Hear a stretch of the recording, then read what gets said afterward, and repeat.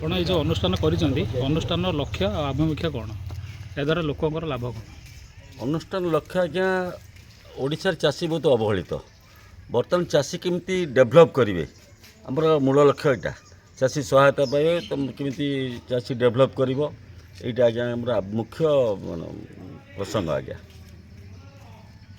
ଆପଣଙ୍କର ନାଁ ଆଉ ଆଭିମୁଖ୍ୟ ଲକ୍ଷ୍ୟ ଗୋଟିଏ କୁହନ୍ତୁ। ମୋ ନାଁ ହେଉଛି ଧୀରେନ୍ ଦାସ, ଯାଜପୁର ଜିଲ୍ଲା ବିଞ୍ଝାରପୁର ଘର।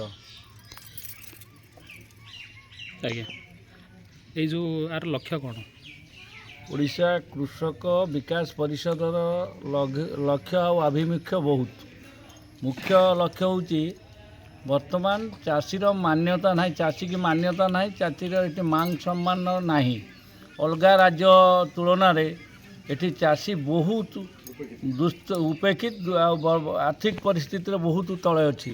ତେଣୁକରି ଆମ ସଂଗଠନର ମୂଳ ଲକ୍ଷ୍ୟ ହେଲା ଚାଷୀମାନଙ୍କୁ ଉଚିତ ନ୍ୟାୟ, ଉଚିତ ତାଙ୍କର ପ୍ରାପ୍ୟ ପାଇବା ଆଉ ସମାଜରେ ଚାଷୀର ପରିଚୟ ଶୁଣି ଲୋକମାନେ ତାକୁ ସମ୍ମାନ ଦେବେ।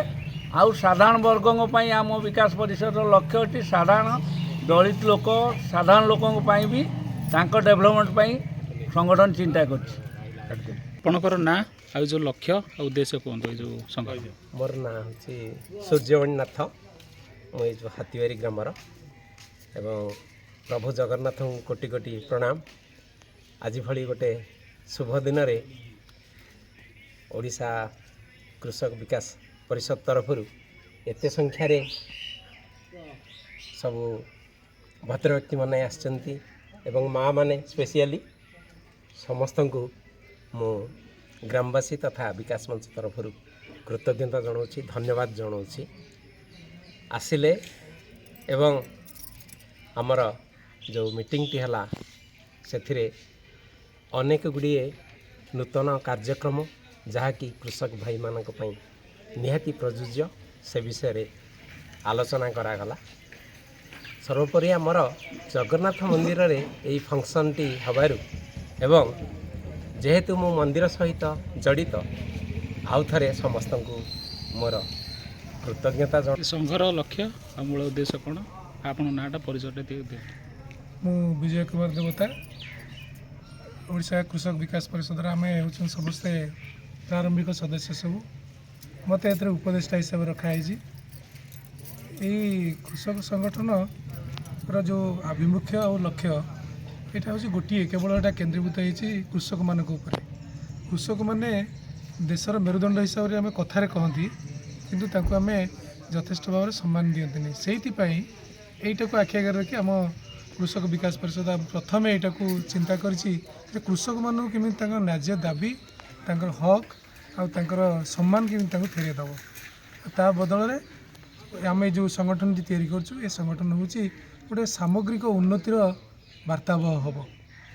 ଯେମିତିକି ସାମାଜିକ ବିଧି ବ୍ୟବସ୍ଥା ଭିତରେ ଆମର ବୃକ୍ଷରୋପଣ କଥାଟା ଅଛି, ବ୍ଲଡ଼ ଡୋନେସନ୍ କ୍ୟାମ୍ପ ଅଛି, କୃଷକମାନଙ୍କ ପରିବାରର ଆର୍ଥିକ ଅବସ୍ଥାକୁ ସ୍ୱଚ୍ଛଳ କରିବା ଏ ଚିନ୍ତାଧାରା ମଧ୍ୟ ରହିଛି, ତଥା ଏଇ ଗୋଟେ ଆଞ୍ଚଳିକ ଭିତ୍ତିରେ କୃଷକମାନଙ୍କୁ ସଶକ୍ତ କରିବା ଏବଂ ସେମାନେ ସଶକ୍ତ ହେଲେ ଏବଂ ସେମାନେ ବଳିଷ୍ଠ ହେଲେ କୃଷି ହେଉଛି ନିଶ୍ଚିତ ଭାବରେ ଓଡ଼ିଶାରେ ତା'ର ଯେଉଁ କୃଷିର ଯେଉଁ ପରମ୍ପରା ସେ ବଞ୍ଚିକି ରହିବ।